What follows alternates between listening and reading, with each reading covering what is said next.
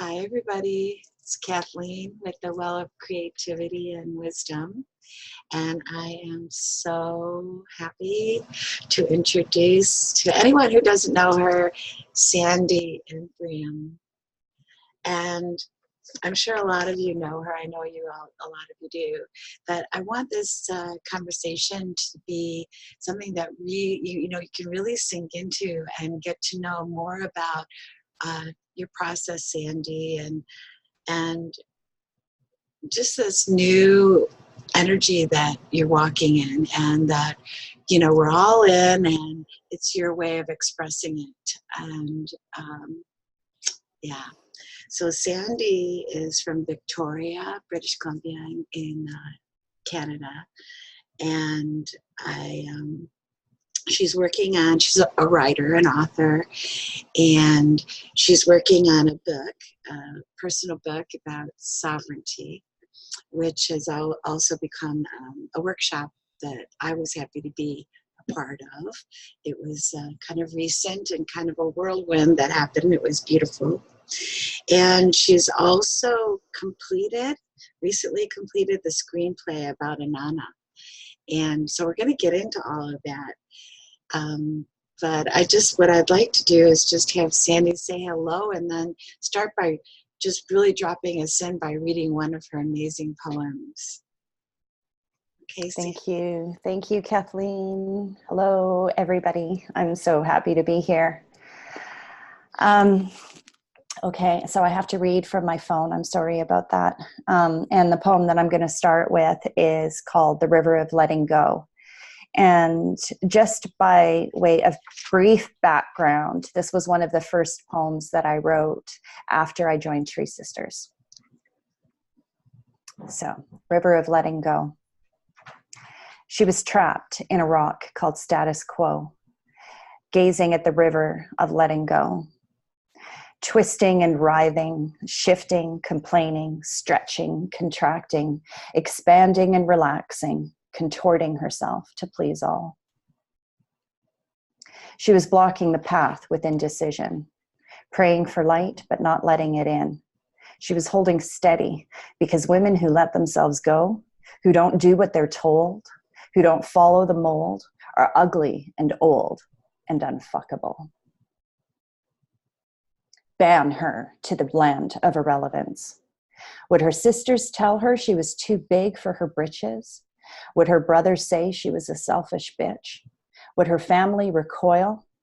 She was so tightly rolled in this small little hole, yet felt she was taking up too much space. She's been hiding her holy for so long, adorning shame on her body, defending a life she doesn't believe in and hearing no voice like her own. She collapsed into exhaustion. She gave up her fighting. She had no control. She let herself go. In her submission, she followed the holy right into her longing, back into belonging, and the river came and carried her home.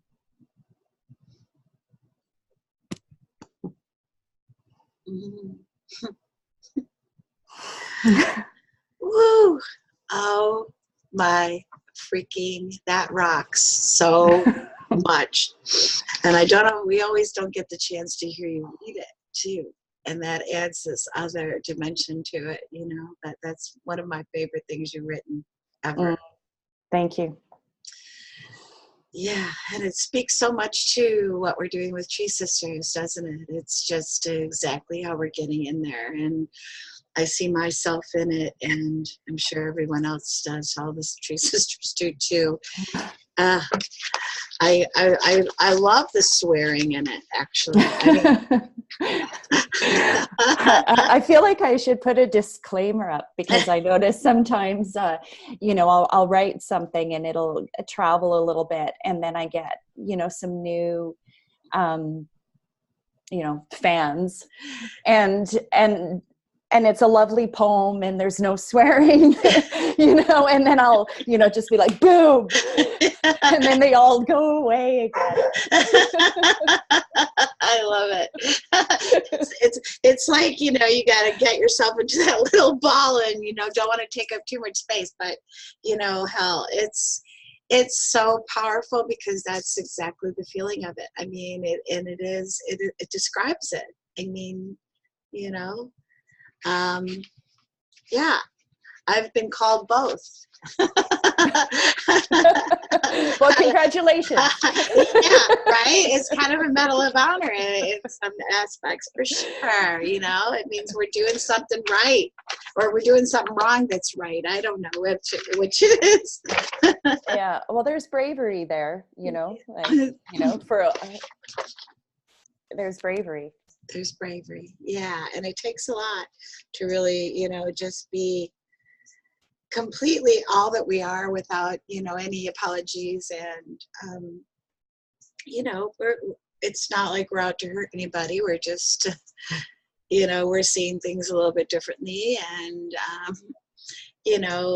voicing those thoughts and opinions, and sometimes we do get kind of the cold shoulder, if that's a good way of saying it.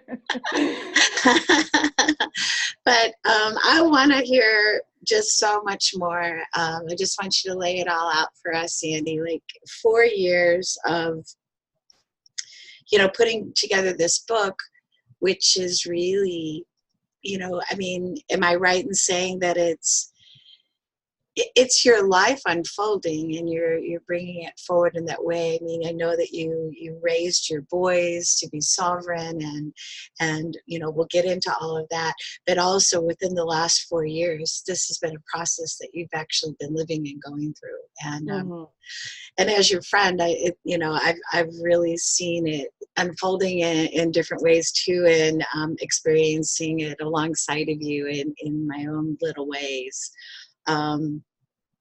But yeah, wherever you want to start with it, just okay. Dive right in. Okay, so I've been working on this book. It was initially going to be called The Sovereign Woman, but now I don't know what it's going to be called yet. And I started writing it 4 years ago after I quit a job very abruptly and walked out, came home, and I quit because I didn't respect the man that I was working with. He was a bully, basically. And it was a good job, and I'd wanted it really badly. And then I just left with no plan B. And I came home, and I was in a state of real distress about it. And I was pacing around in my kitchen, and I thought, what am I going to do now? And I had the thought, well, you can do whatever you want. You're sovereign. And I'd been using that word for a long time because I'd read this book by the Kabat-Zins about parenting, and the second chapter in that book talked about raising sovereign children.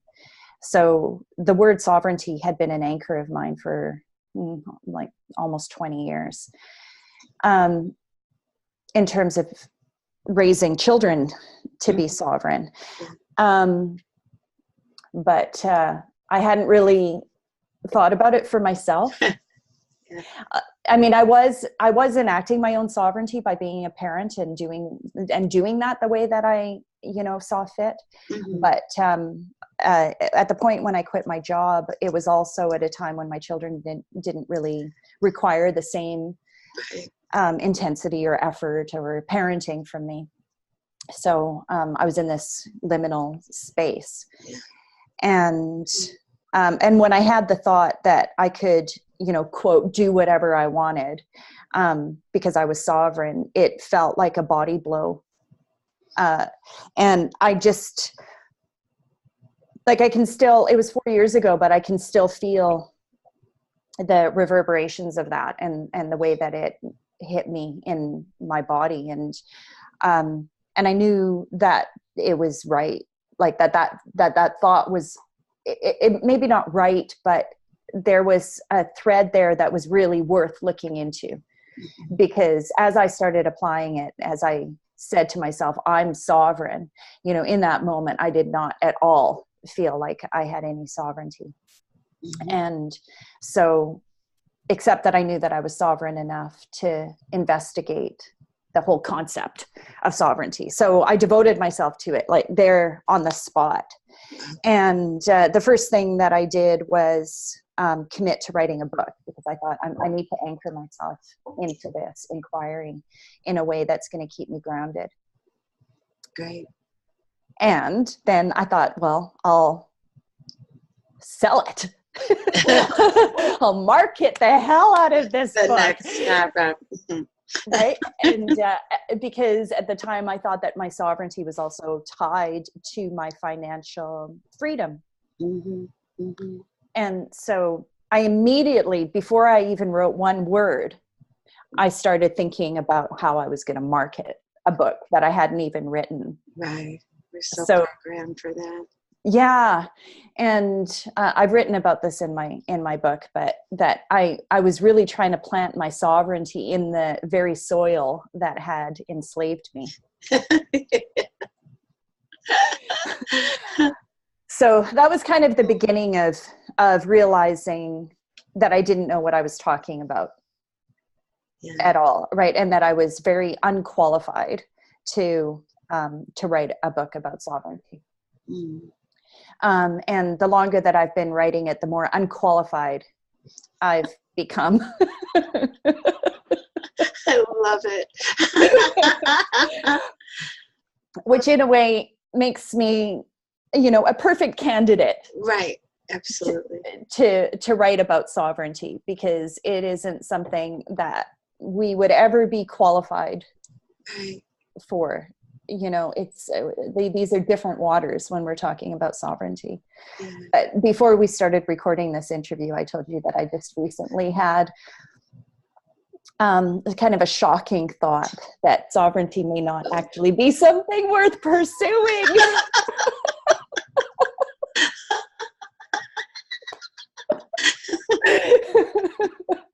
So buy my book. Yeah, let's sell that book. Let's get that out there. And I wasn't surprised at all to hear you say that. You know, it was just like, okay, it's the next turn on the wheel. It's beautiful. Yeah, well, it's I mean, it's so where and I do want to talk about that, because obviously I've been pursuing it for 4 years. Yeah.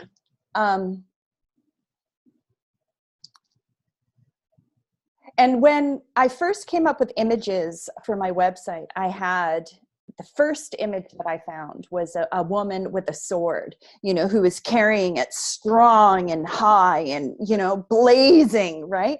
Yeah. And that was my image of sovereignty, was this lone woman who is, you know, showing her strength and her independence. And then 4 years, almost 4 years into writing this, or 3.5 years, you know, the book, If Women Rose Rooted. Right. Yeah. Dr. Sharon Blackie. Yes. Yeah. So I don't know how I'd missed that book, but I did. And in a way, I'm really glad that I missed it, because I had my own relationship with sovereignty. Oh, I want to back up just a little bit. So after I thought I was going to market this book, and I'm like not shitting you, I bought thesovereignwoman.com. I bought thesovereignchild.com. I bought thesovereignmarriage.com. I saw a franchise.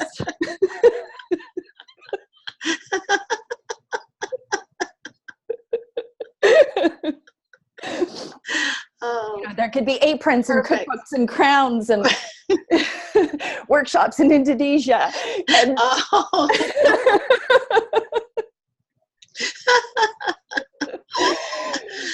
oh my gosh. So shortly after, you know, that little episode, you know, happened, which I'm not still completely free from, if I was going to be completely honest. Yeah.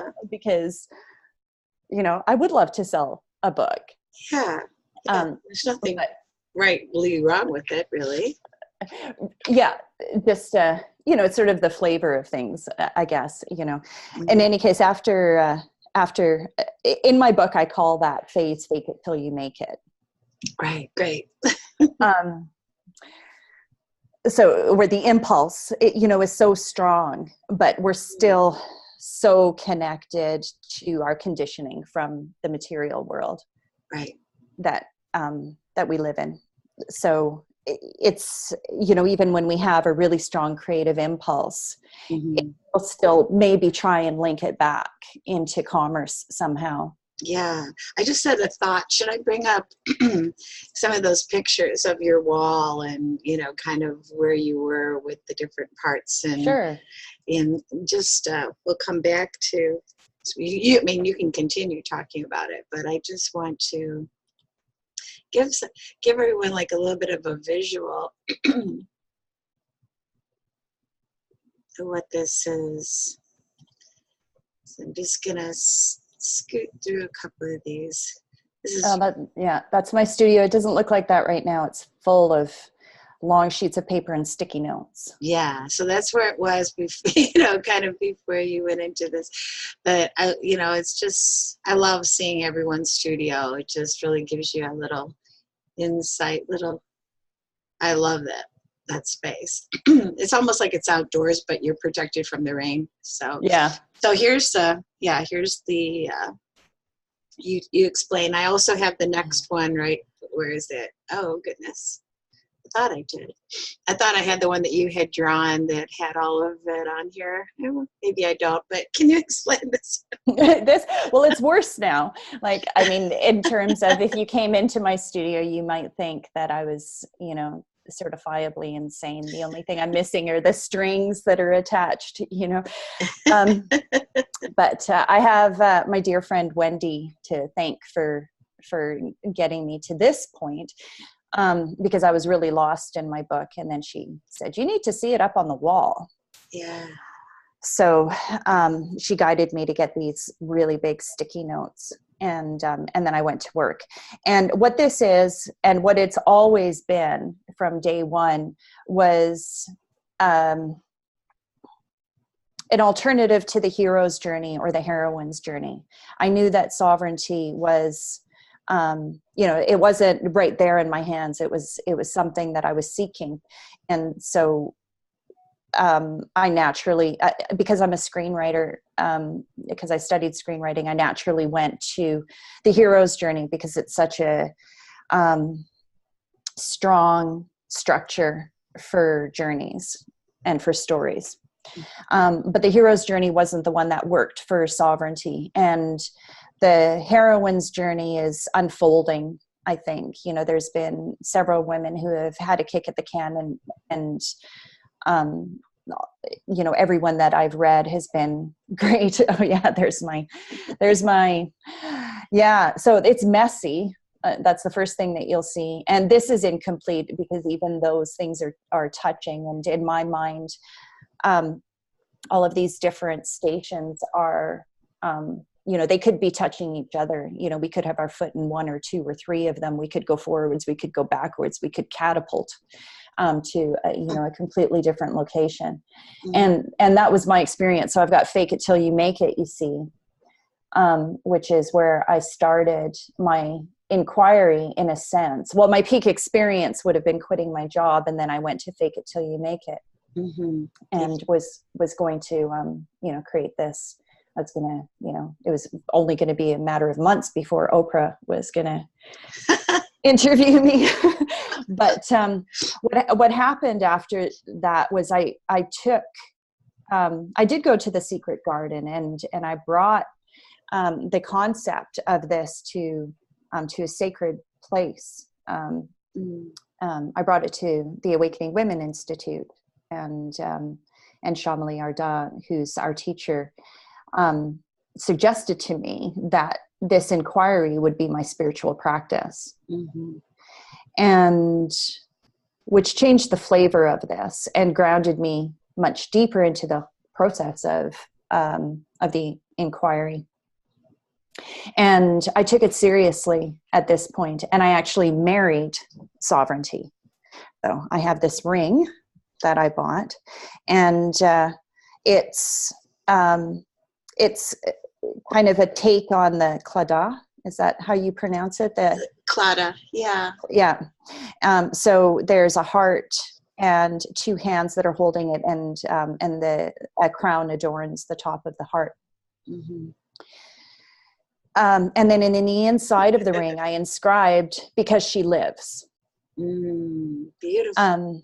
And in my, shed, in my secret world, I took this vow to sovereignty, to this inquiry. Mm-hmm. And then the next thing I knew, I was grieving the loss of life on this planet. Yeah. And joined TreeSisters. Yeah. So I was maybe a year into the process of working with sovereignty when I joined TreeSisters. Mm-hmm. And then I started writing article after article about climate change and consciousness. Mm-hmm. And I thought, what in the world does sovereignty have to do with this? Mm-hmm. And so I just thought, well, I'm off the path. But at this point, I was following my own sovereignty. Yeah. And I thought, well, if I finish this book or if I don't finish this book, it doesn't really matter. I'm going to hold on to this thread of sovereignty, because it was vibrant enough to carry me where I felt like I needed to go. But I was surprised that where I ended up going was into grief. Yeah. And, spent really a year on my knees with it, if not longer. As many of us do. Yeah. And still are. Yeah, exactly.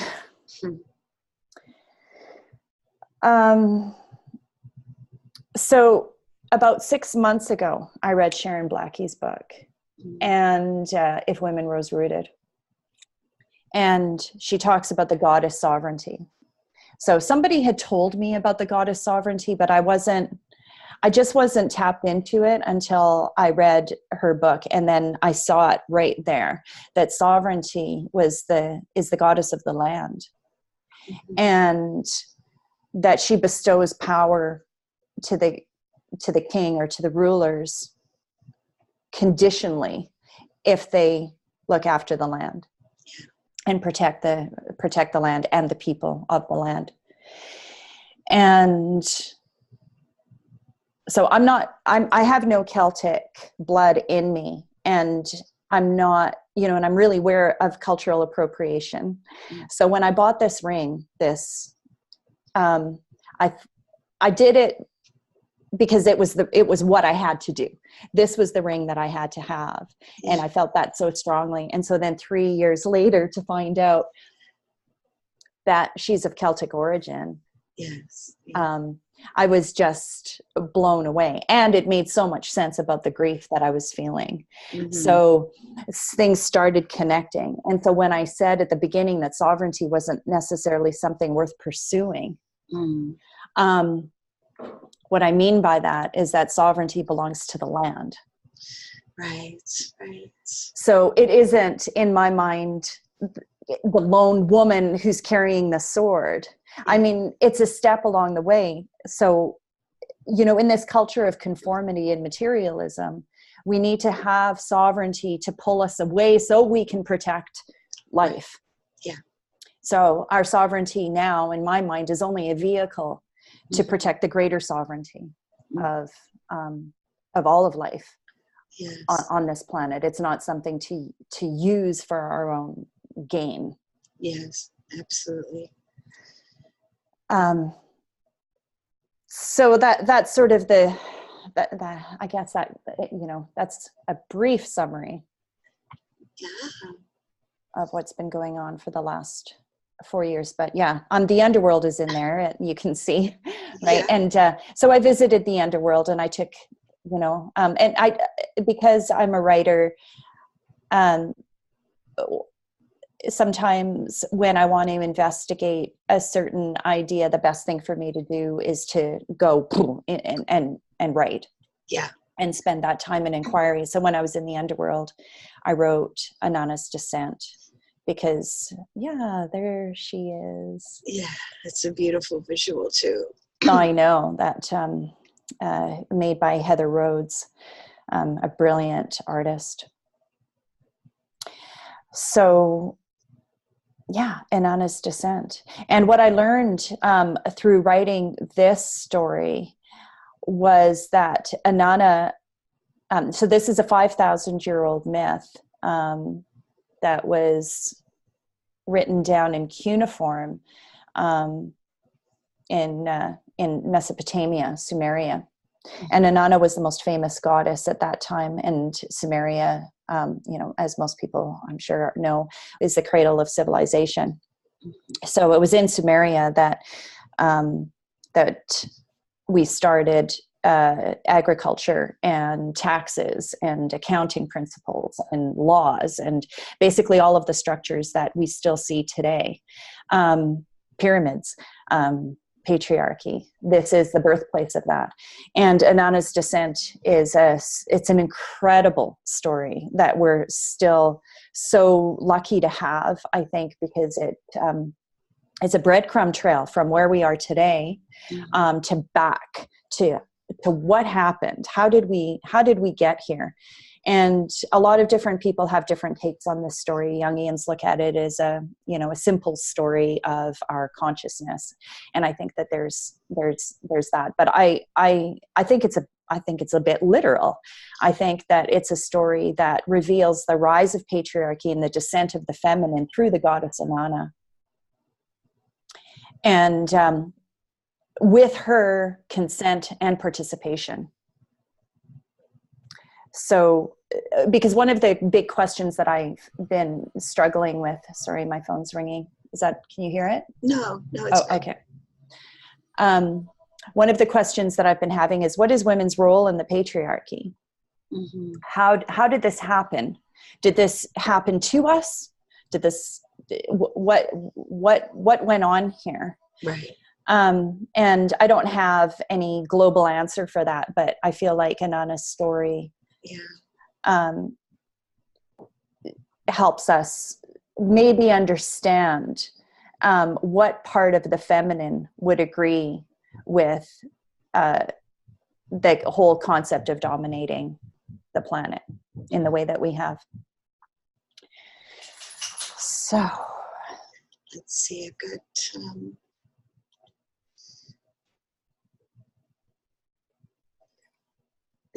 I really like these questions too that you posed, what happens to our gifts when the world doesn't place monetary value on them, and what happens to the world if we hold back our gifts until it does.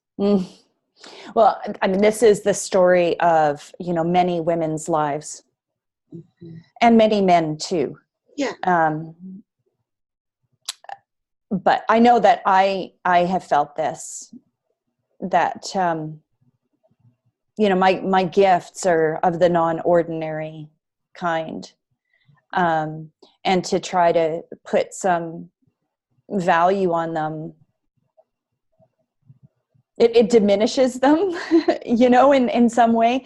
But because there is no monetary value on them, I have also at the same time felt that there was no place for them in our world. So, what do we do with this deep knowingness that so many women have? Right. Yeah, I know exactly what you mean. It's this nature within us that wants to share that knowingness and be there in many aspects, but it isn't about the money first, it's about the gift first. And so, And a lot of our gifts are counter to capitalism. Yeah. So, just by their very nature. And so then we end up in this quagmire when we're trying to bring them forward, and there doesn't seem to be a place on the shelf for them. Yeah, we need a new shelf, or maybe no shelf that can contain them. I know that you were doing, kind of working with sovereignty, with women's sort of sovereignty coaching, if you will, and you were, gifting it.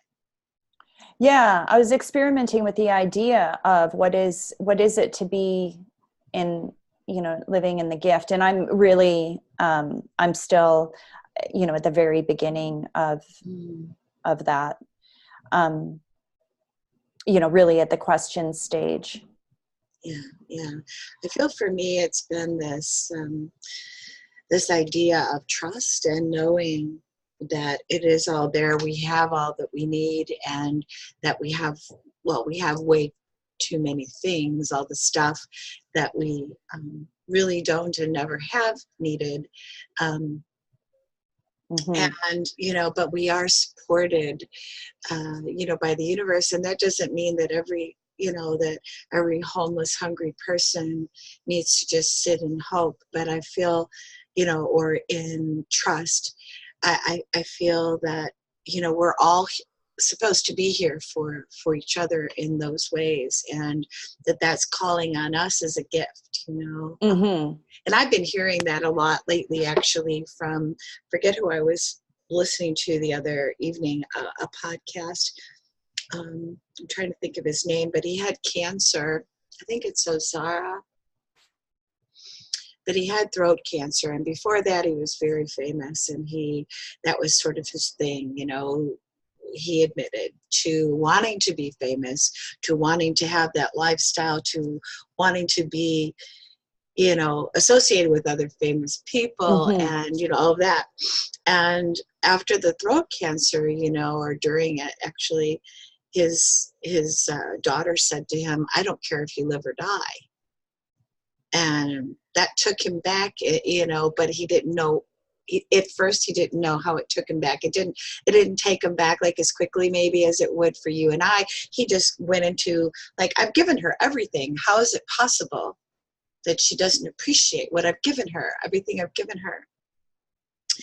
And it took him, I think he talked about it, taking him over a course of, he would go to chemo and radiation and everything on his own. He wouldn't even allow his wife or his daughter or family to come and to be there with him, which is a gift. Like, it's that, it is that gift. But he wouldn't allow that. He's, no, I'm doing it on my own. I don't want to, I'm not going to give them the gift of seeing me weak. I'm not going to give them the gift of that. Right. And so he would go for walks after the chemo, and he ran into a homeless man who wasn't actually homeless. He was sitting there and raising money for all of these other organizations that were helping people. And he just appeared homeless, and this particular man just saw him as homeless. It's how we view, it's our perception of what we see. And this man who he met and saw on his walks and started speaking to on a regular basis and became really close with, actually flipped his perception on the ear and told him, it's your presence. It's your presence, and it's your presence that's the gift. And it took him that long, probably about 1.5 years to realize what his daughter meant. And oh, wow. Yeah, I went, and so when you're so far into it that you can't even realize, the connection with your family, and it's your loss, and but yet you thought you were gaining in another way, and it's really not the truth of it. It's really not something that ever plants itself deeply inside of you. It's monetary, it's plastic, it's, perceptions of how you look to the world, but not really who you are within it. And I hope, I hopefully see a lot of, those changes more and more. And I'm looking for those all the time within myself too. And, what is the stuff or the stuff that I'm still holding on to that makes me, right? Well, I think that, women have a particular struggle with this, because our culture is kind of anti-female, and in many ways, which is the reason why we're dying. Mm-hmm. If I can be so bold to say that. But, right. So the question, what happens to the world if we hold back our gifts until it values them? The way that I'm seeing it now is that it's, we're holding the medicine that the world needs. Exactly. And so it's this chasing the tail, Mm-hmm. a little bit like, oh, well, I'm gonna hold back. I'm gonna be stingy with what I have to offer because, you said it at the beginning, is that sometimes, we're gonna get the cold shoulder. And I've certainly experienced that. Like, the more me I become, the more of the old me and what was, what I attracted at that time, it's falling away. Yeah. And there's, I get a sense of feeling rejected by that. Yeah, for sure. It's a scary prospect to, for ourselves as well, but, for others to really look at themselves, that closely. It takes courage. Like you said in the beginning, it takes a lot of guts to, to just become completely transparent and show our brokenness too, and that's always been something that I held on to as my kind of one of my guiding, is it's trust and gratitude is the two things that I cling to, I guess. But I also keep reminding myself just to expose, allow myself to expose myself, which, I don't do even close to what I really want to do, but it's almost like I can't find how to do that as much as I want to, but it is not exposing being, without clothing, but exposing myself, what I mean. Yeah, right, exposing it all. Yeah. Maybe that will keep them coming, right? Yeah. But yeah, no, just exposing, like the crazy thoughts that we have, that we experience as we start to bring our gifts out into the world, and, letting go of those comparisons, I think, that are really, we're brought up with, especially as women. Yeah. Well, and to have your efforts go unnoticed, to have them fall flat, that can be really painful. Yeah. Yeah, for sure. And we can just like say, okay, we put that out there and that's a good thing, instead of wanting to, having those expectations of something coming back or being acknowledged. I know you and I have talked about that before, and, just needing that acknowledgement. Why? What if we don't need the acknowledgement, or what if that acknowledgement can fully come from inside of us? Yeah. Well, it may be a different need, like the need for a world that doesn't quite exist yet. Yeah. And we're on the forefront of that. Yeah. We're drawing it down. Yeah. And this right here, we're coming to a close. I could talk to you forever and a day, and, we'll do another one later as you move through the rest of your wonderfully organic spiral that you're going through.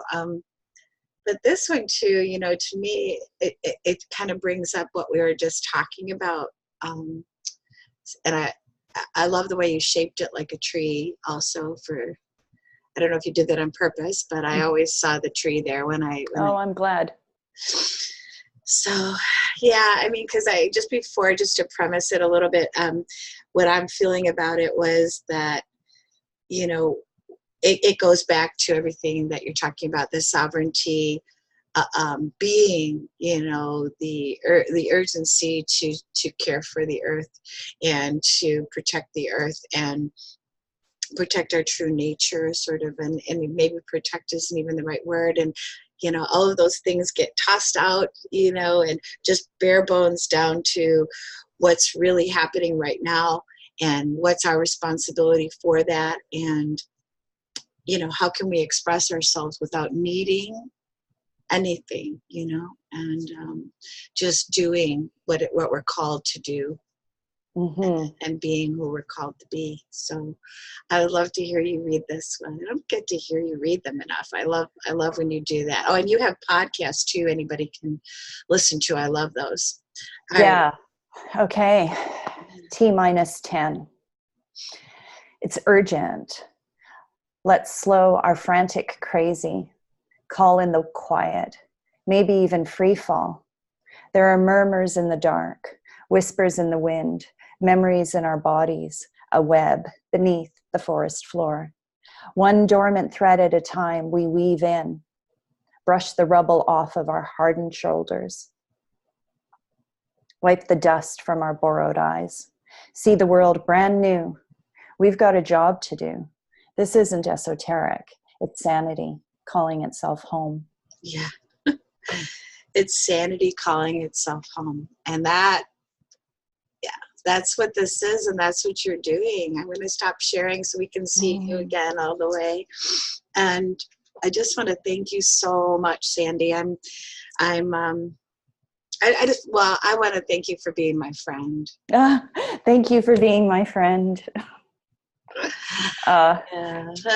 We met in person, and that's, you know, one of those rare things that us TreeSisters get to do sometimes. And it was instant, and you know, we're just sort of like lost sisters, and you know, reconnecting with each other. And I just really enjoy what you're bringing and the authenticity that you're bringing it with, and, you know, let alone the creativity and the way that you can wrap words around an idea. I mean, that is your skill, your technical skill, but there's this depth to you that wants to be exposed, that is allowing it all just to come out and be seen and be heard and question things, and, you know, not kind of reach for that bigger, you know, that's another poem of yours, but the, you know, looking for what do you call it, the higher status quo, looking for the better status quo. Give me a better status quo.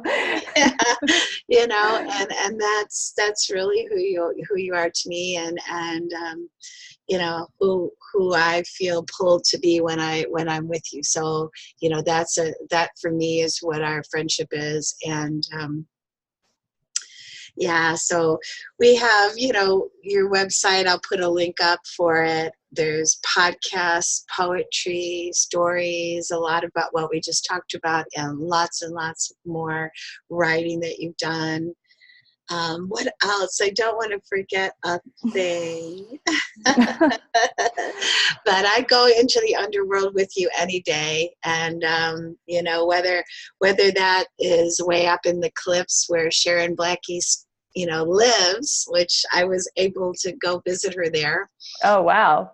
Oh, yeah. That's where the earth will grab a hold of you and let you know she is sovereignty. So, yeah, maybe someday. Yeah, well, thank you for being lost with me. Yeah, thank you, sweetie. Of course. And we can't be too far from, you know, wherever we're heading. That's what I feel. So I can taste it and sometimes get a glimmer of it. And you know, I just appreciate you and all the other TreeSisters that are allowing themselves to be and feel everything that they are and they feel and they can be. Yeah. Thanks, sweetheart. Okay. Goodbye. Thank you. Bye.